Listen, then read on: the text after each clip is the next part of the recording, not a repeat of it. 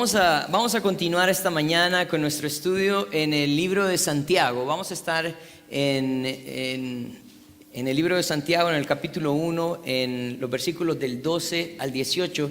Y esta serie la hemos titulado Evidencias de una fe verdadera. Miren, hay algo importante en cuanto a las evidencias de una fe verdadera y se ven reflejadas siempre en la manera que hago uso de la palabra de Dios. La semana pasada nosotros estábamos estudiando los primeros 11 versículos y Santiago nos animaba a estar gozosos en medio de las pruebas.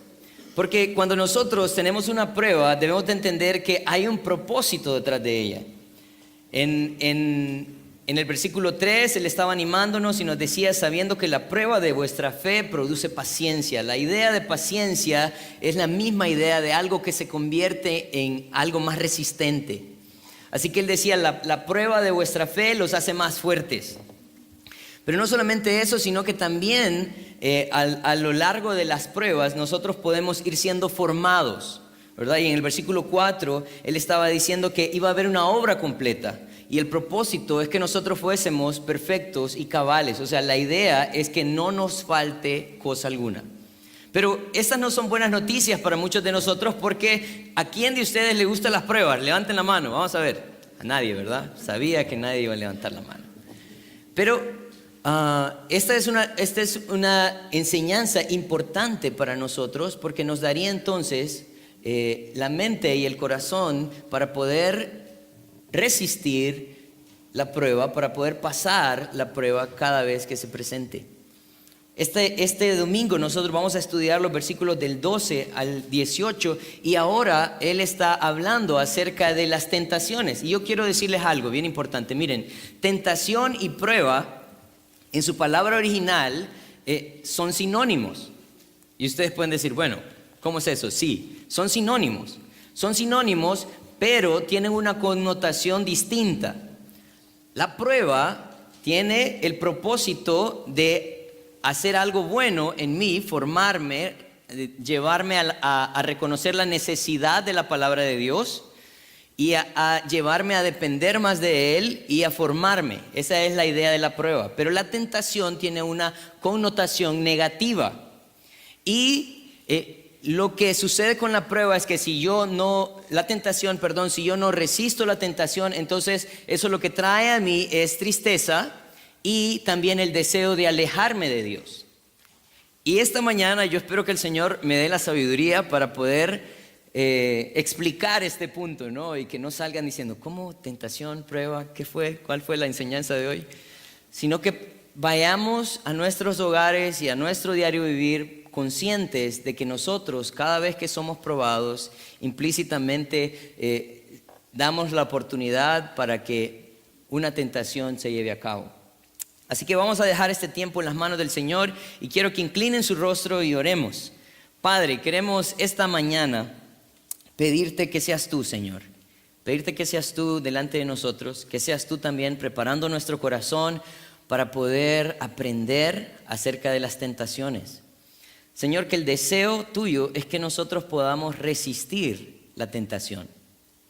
Que esta mañana nosotros podamos ver los beneficios de resistir la tentación, que veamos el peligro que hay en ser tentados, pero también, Padre Santo, que nos ayudes a ver las herramientas o el recurso que nos das para poder, Señor, ser aprobados en el tiempo de la prueba y la tentación.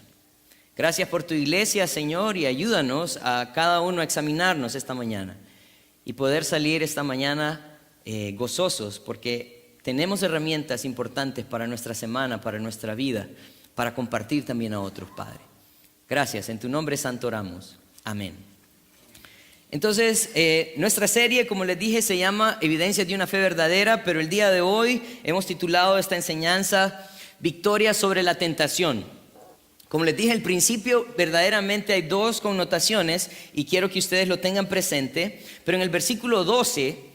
Santiago empieza animándonos, dándonos a conocer el beneficio que hay en resistir la tentación.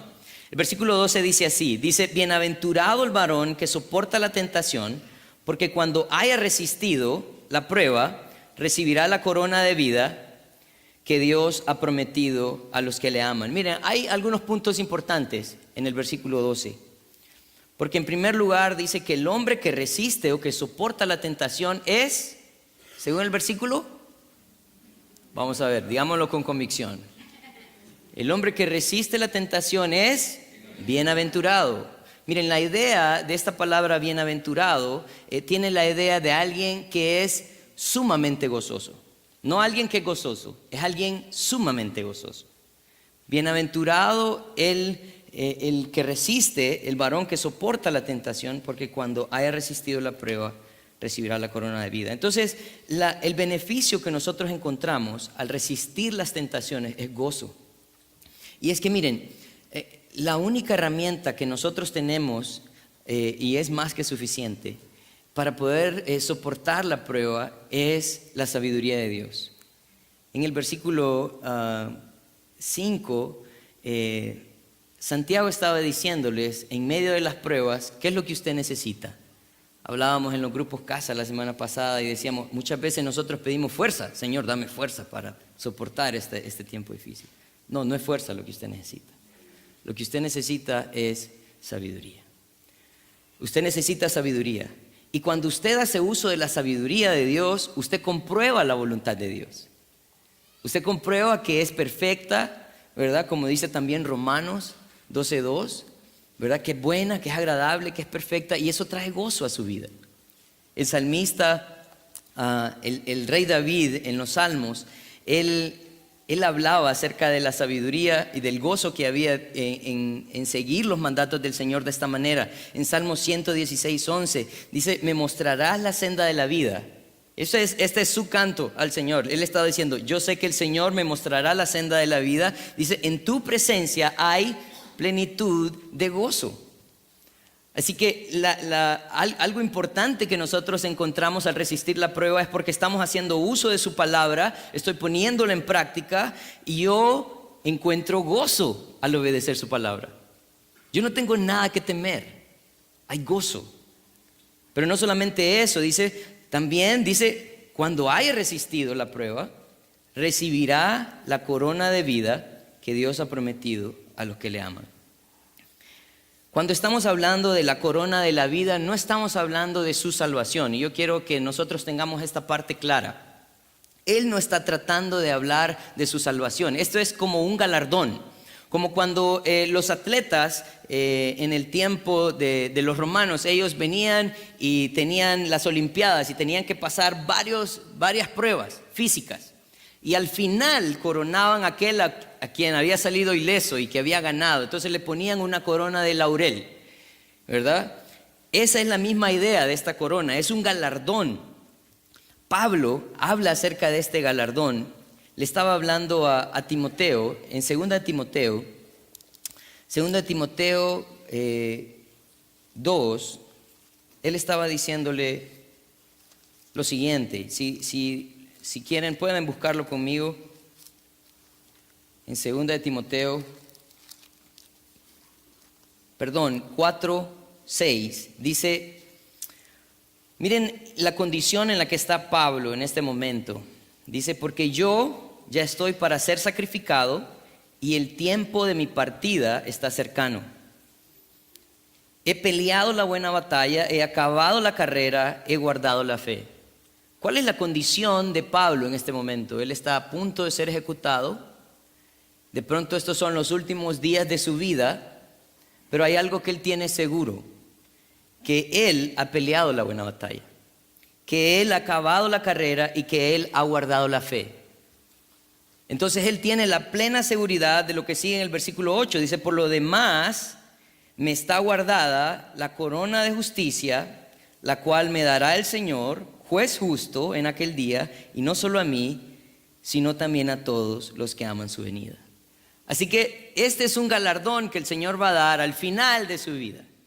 Cuando usted haya corrido la buena carrera, cuando haya peleado la buena batalla, cuando usted haya hecho uso de la palabra del Señor para poder resistir las tentaciones, Él tiene un premio para usted. Pero este premio, según el versículo 12 y este versículo que acabamos de leer, el 8 también, el 12 de Santiago 1, dice que esta corona de vida Dios la ha prometido ¿a quiénes? A los que le aman. Entonces, miren, hay algo bonito en esto. ¿Por qué? Porque el hecho de resistir la prueba trae implícito el gozo. No solamente eso, sino una promesa también de un galardón. Pero esto es fruto de mi relación con Dios. Cuando yo amo al Señor, ¿qué es lo que yo quiero hacer? Quiero obedecerlo, quiero honrarlo, no quiero defraudarlo. Así que el galardón es un plus. El galardón es un plus. ¿Por qué? Porque yo estoy buscando honrar al Señor porque lo amo. La manera en que usted vive demuestra su relación con Dios. Miren, hay gente que no considera esto. Dice, no, miren, amar a Dios es ir a la iglesia, ofrendar, ayudar a los pobres. Y de ahí lo demás, pues, se compensa. No. Jesús, cuando estaba hablando a sus discípulos, y él les daba algunas recomendaciones. Jesús estaba dando como sus últimas instrucciones a sus discípulos. Y él les estaba diciendo en Juan 14:15, él estaba hablando acerca de la promesa del Espíritu Santo. Pero había algo importante que los discípulos tenían que reconocer. Que la manera en que yo iba a mostrar el amor que tenía hacia Él solo se iba a dar a través de la obediencia. Juan 14:15, Jesús hablando dice, si me amáis, guardad mis mandamientos. Entonces, la manera en que nosotros vivimos refleja cuánto amo al Señor. Así que si usted está esta mañana haciendo cuentas y dice, bueno, ¿cuántos galardones quiero tener en el cielo? De pronto usted está desenfocado. El punto es, ¿cuánto ama al Señor? No le importa si va a haber un galardón. Lo que a usted le importa es que el Señor se sienta orgulloso de su Hijo. Eso es lo más importante. Me parece interesante que Santiago, cuando empieza a hablar de las tentaciones, empieza a hablar de los beneficios de resistirla. Porque, como les dije antes, la prueba tiene una connotación positiva, ¿no? Un trabajo de Dios para mi vida. Pero la tentación tiene una connotación negativa. Y ahora, en el versículo 13, Santiago sigue hablándonos, después de hablarnos de los beneficios, ahora empieza a hablarnos de los peligros que hay. Dice en el versículo 13, dice, cuando alguno es tentado, no diga que es tentado de parte de Dios, porque Dios no puede ser tentado por el mal, ni Él tienta a nadie. Este versículo, Santiago está tratando de dejar algo bien claro. Él está diciendo, cuando alguien es tentado, no diga que es tentado de parte de Dios, porque Dios no puede ser tentado por el mal, ni Él tienta a nadie. Miren lo que dice el versículo 14, sino que cada uno es tentado cuando de su propia concupiscencia es atraído y seducido. Yo quiero preguntarles esta mañana, ¿cuál es la diferencia? ¿Cuál es la diferencia entre una prueba y una tentación? Sí, como les dije al principio, esta palabra es casi la misma, pero tiene dos connotaciones diferentes. La diferencia que hay entre una prueba y una tentación es su origen. La prueba viene de parte de Dios, la tentación viene de parte de mi carne. Y Él está diciendo, nadie puede decir que es tentado de parte de Dios. Miren, es cierto que Dios tiene el poder de que yo no sea tentado más de lo que pueda resistir. Primera de Corintios 10, Pablo está hablando a la iglesia en Corinto y les está diciendo lo siguiente. Primera de Corintios 10, 13.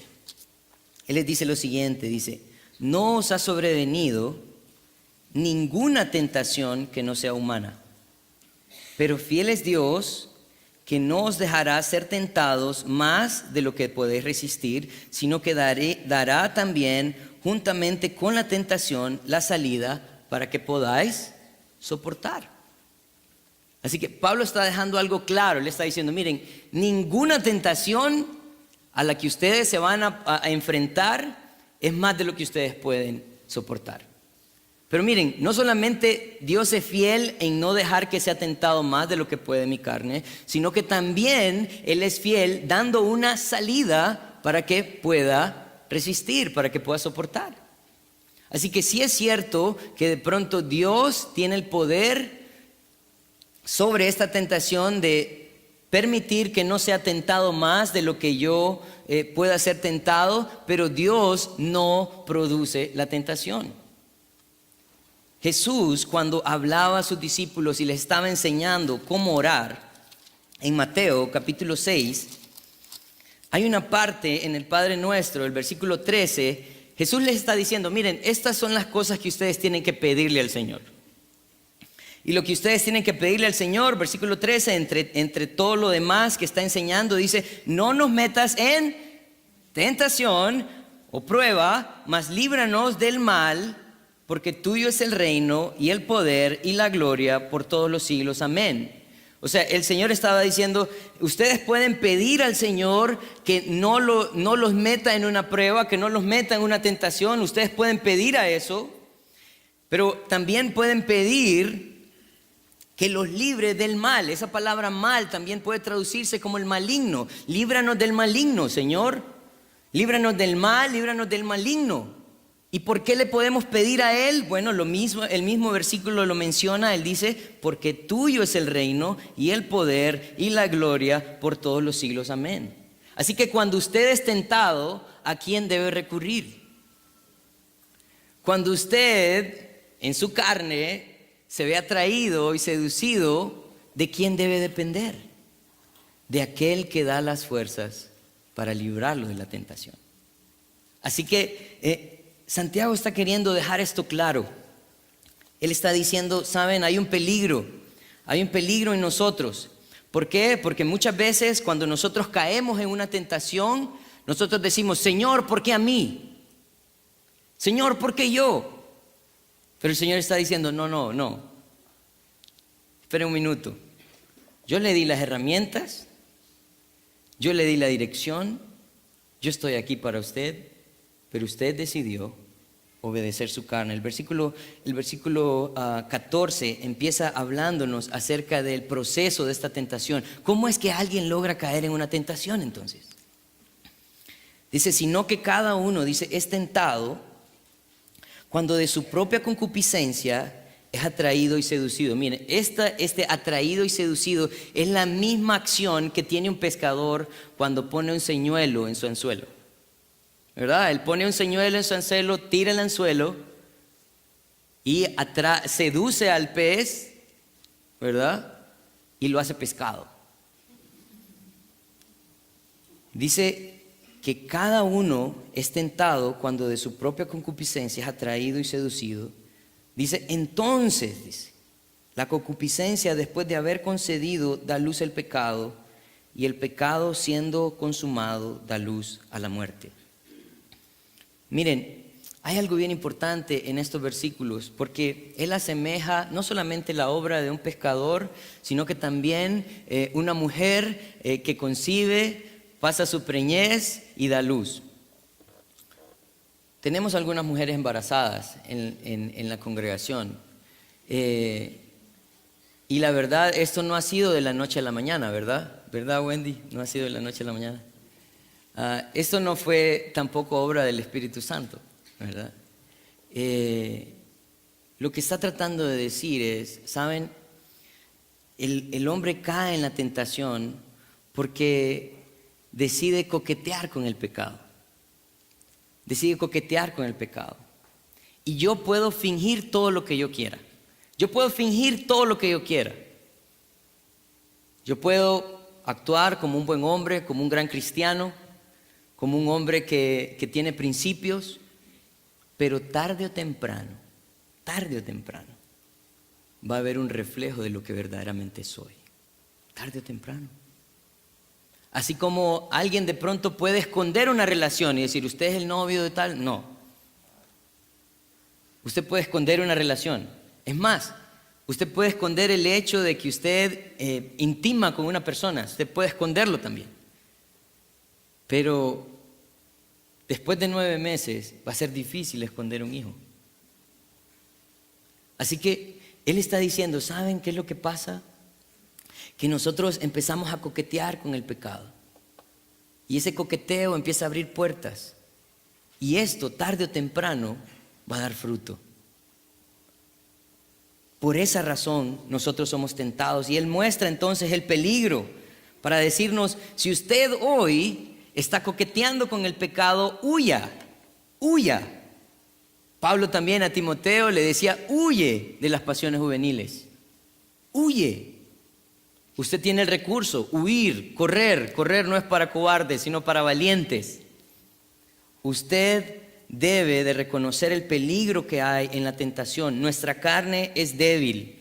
El que esté firme, dice la palabra de Dios, vea que no caiga. El corazón del hombre es engañoso.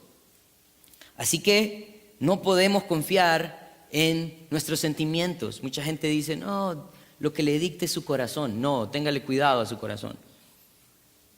Téngale cuidado a su corazón.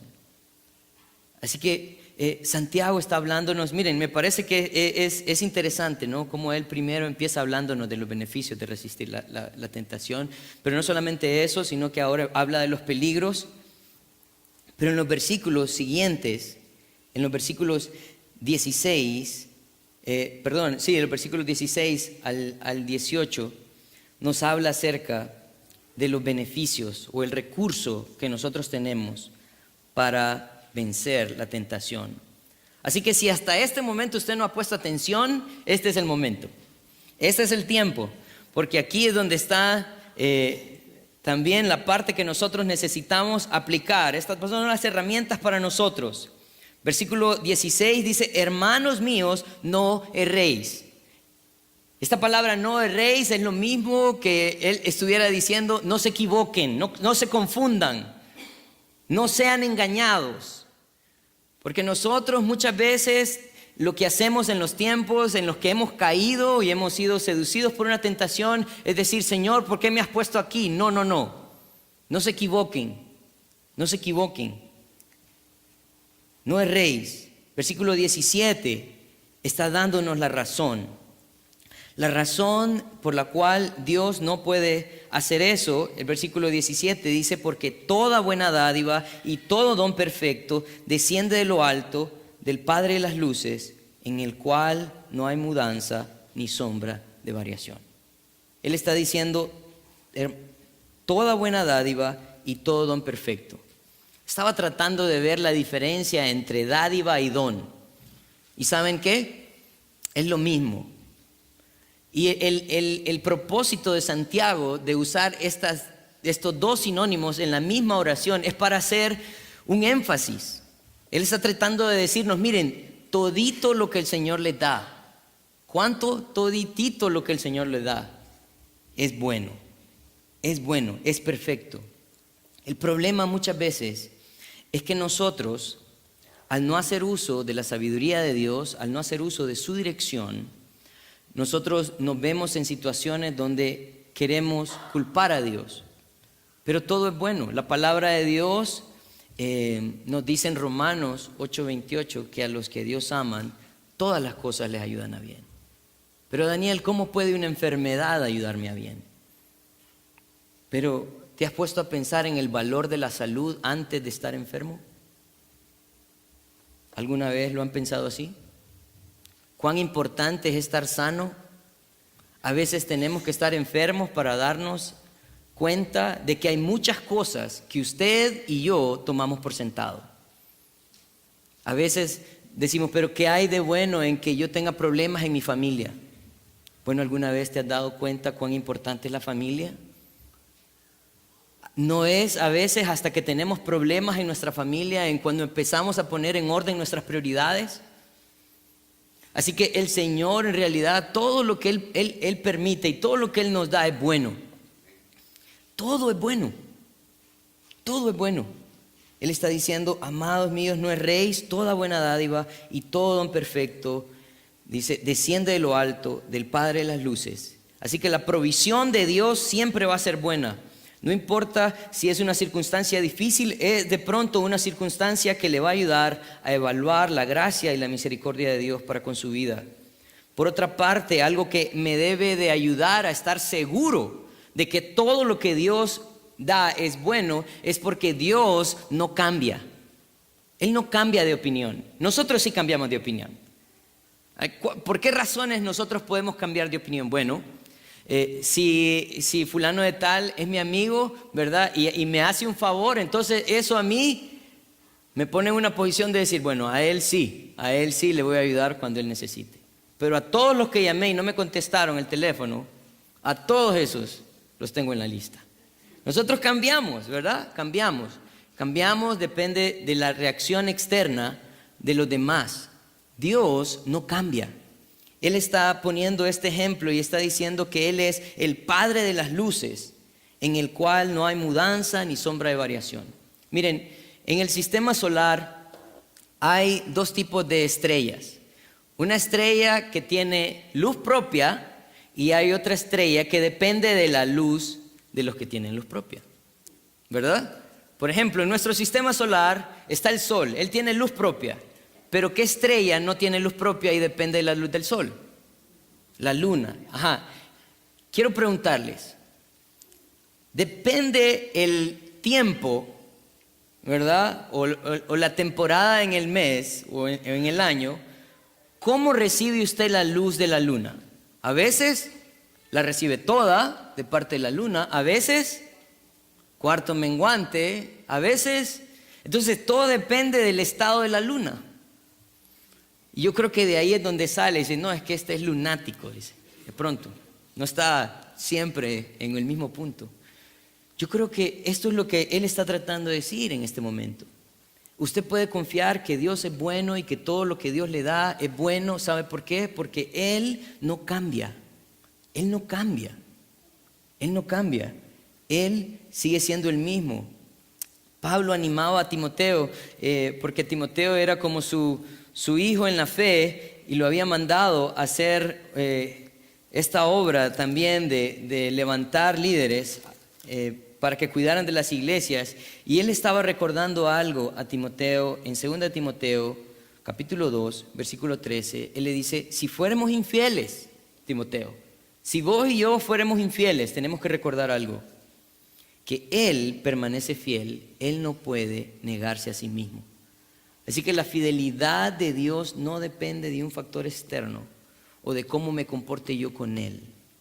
La fidelidad de Dios está ligada a su carácter y Él es bueno. Él es bueno. Pero sigue dándome en el versículo 18 2 puntos más. Dice el versículo 18, dice, Él de su voluntad nos hizo nacer por la palabra de verdad. Él está diciendo, ¿saben cuál era la voluntad de Dios? Bueno, si ustedes pueden recordar de pronto un versículo bien conocido por todos nosotros, puede ser Juan 3:16, ¿verdad? ¿Qué dice Juan 3:16? Dice, porque de tal manera amó Dios al mundo que ha dado a su Hijo unigénito para que todo aquel que en Él cree no se pierda, mas tenga vida eterna. ¿Cuál ha sido el deseo de Dios? ¿Cuál ha sido la voluntad de Dios? La voluntad de Dios es que nosotros podamos creer en su Hijo Jesucristo. Y a través de creer en su Hijo Jesucristo, no pasemos a condenación, no nos perdamos. Porque Él dice que de tal manera amó Dios al mundo, que dio a su Hijo unigénito para que todo aquel que en Él cree no se pierda, mas tenga una vida eterna. Él quiere darle otra vida. Esa vida que usted quiere llevar conforme a sus pensamientos y a sus caminos, cuénteme cómo le ha ido. Cuénteme. Usted está tratando de entonces de llenar sus vacíos con cosas externas que nunca van a saciar su sed de Dios. Nunca. Él quiere, por su voluntad, darnos una nueva vida, hacernos nacer, pero Él usa un medio, dice, por la palabra de verdad. Por la palabra de verdad. Jesús, cuando Él estaba describiéndose a sí mismo en Juan 14:6, Él estaba diciendo, yo soy el camino, yo soy la verdad, yo soy la vida. Nadie, dice, viene al Padre si no es por mí. Así que ¿cómo usted puede en esta nueva vida aprender a vivirla de una manera que glorifique, honre al Señor, que traiga gozo y paz a su vida, haciendo uso de su palabra? Haciendo uso de su palabra. La palabra de Dios es viva, es eficaz, pero también es como una lámpara a mis pies. Si queremos pensar en algunos versículos que usábamos la semana pasada, Dios está lleno de sabiduría, por eso necesitamos del Señor. La voluntad de Dios es que nosotros obtengamos una nueva vida. Pero ¿para qué una nueva vida? ¿Para qué ayudarnos a vivir lleno de gozo en este mundo? La razón la termina dando en la última parte del versículo 18, dice, para que seamos primicias de sus criaturas. Miren, esta idea de primicias de sus criaturas, Santiago está usando una acción que se llevaba a cabo en el Antiguo Testamento y era la fiesta de las primicias. ¿De qué se trataba la fiesta de las primicias? Bueno, la fiesta de las primicias era la acción del pueblo judío de sacar lo primero de sus cosechas, lo primero de sus ganados y entregarlo al Señor. ¿Con qué propósito? Bueno, con el propósito de decirle a Dios o reconocer de parte de Dios, esto que me diste, esto primero que me diste, te lo entrego a ti porque yo sé que de ti viene todo, yo sé que puedo depender de ti y esta ofrenda es el reflejo de mi confianza, mi gratitud y mi devoción a ti. Santiago está diciendo, ustedes deberían de ser esas primicias. Ustedes deberían de ser esas primicias. Ustedes deberían de ser el reflejo de la fidelidad de Dios. Ustedes necesitan ser la evidencia clara de que Dios se merece la honra, la gloria y la alabanza. Así que si nosotros no pasamos la tentación, no es porque Dios no nos ha dado los recursos. Es porque nos hemos dejado llevar por nuestros propios pensamientos y nuestros propios deseos. Yo estaba pensando esta semana en cómo amarrar toda esta idea, ¿no?, de la tentación y las pruebas. Y estaba pensando en la historia de José en Génesis. Yo no sé si ustedes han escuchado la historia de José, espero que sí. En Génesis nosotros encontramos la historia de José. La historia de José empieza desde el capítulo 39 de Génesis. Y para resumirles la historia, José es vendido por sus hermanos por envidia. José no solamente es vendido por sus hermanos y es llevado a Egipto como esclavo, sino que a la casa en la que él fue llevado, la esposa de esta persona a la cual él estaba ahí ayudándole, se enamora de él y quiere seducirlo para acostarse con él y él huye. Así que ella toma la oportunidad para acusarlo entonces de violación injustamente, lo meten a la cárcel. En la cárcel él ayuda a alguna gente esperando que estas personas lo ayuden a él, no sucede nada y de pronto el Señor pone en el faraón un sueño y este sueño era que iban a haber 7 años de abundancia, pero de ahí iban a haber 7 años de calamidad.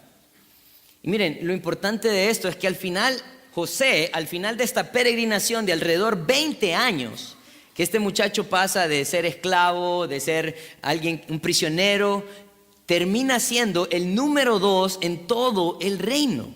Número 2. Y de pronto se encuentra que sus hermanos llegan a pedirle ayuda a él. Piénsenlo. ¿Qué haría usted? No me diga. ¿Qué haría usted si ahora usted es el número 2 en el reino, tiene todo el poder y se encuentra con aquellas personas que lo vendieron? ¿Qué habría pensado también la esposa de Potifar que lo acusó falsamente? El número 2. Pero cuando José se revela a sus hermanos, él les dice, ahora pues, el capítulo 45 de Génesis, versículo 6, ahora pues no os entristezcáis ni os pese haberme vendido acá, porque para preservación de vida me envió Dios delante de vosotros. Él les está diciendo, no se preocupen, todo esto tenía un propósito de Dios para guardar su vida. Ustedes saben que si José no hubiera actuado conforme a la voluntad de Dios, Israel no existiría, porque hubieran muerto de hambre en el desierto. Y de pronto nosotros tenemos mucho que aprender esta mañana en cuanto a lo que es una prueba y en cuanto a lo que es una tentación. Quiero concluir con un par de cosas, 3 cositas. Resistir la tentación es el reflejo de la obra de Dios en mi vida y el gozo que trae cada día. Miren, el reflejo de resistir la tentación es esa relación que yo tengo con Dios. Es que yo no lo quiero deshonrar, así que no le hago caso a mi carne. Eso trae gozo cada día. Lo más peligroso de olvidar la importancia de la sabiduría de Dios es dejarme llevar por mi propia sabiduría y mis deseos. Y yo no los voy a animar a que prueben, los voy a animar a que resistan. Porque según los versículos que acabamos de leer, el fin de obedecer la tentación siempre va a ser muerte. Dios es bueno, su bondad no depende de mi fidelidad, su voluntad darme una nueva vida, su propósito que yo pueda ser un testimonio de su fidelidad. Así que ya tienen el mensaje, solo falta la aplicación, ¿verdad? El deseo es que nosotros como iglesia sigamos creciendo en el conocimiento de su verdad, no para hacernos cabezones, sino para hacernos obedientes. ¿Cómo encontrar gozo en su vida? Busque del Señor. ¿Cómo enfrentar la prueba? Busque sabiduría. ¿Cómo resistir la tentación? Aférrese al Señor. Vamos a orar. Padre, queremos darte gracias en esta mañana porque reconocemos que tu voluntad es buena, que lo que tú quieres para nosotros siempre va a ser el que te podamos honrar. Y vas, Señor, a darnos todo lo necesario, incluso, Señor, vas a tener la potestad de que no seamos tentados más de lo que podamos resistir, con el propósito de que salgamos de esa tentación y comprobemos tu buena voluntad para nosotros. Gracias por tu palabra y ayúdanos, Señor, a ser una iglesia diferente. En tu nombre santo oramos.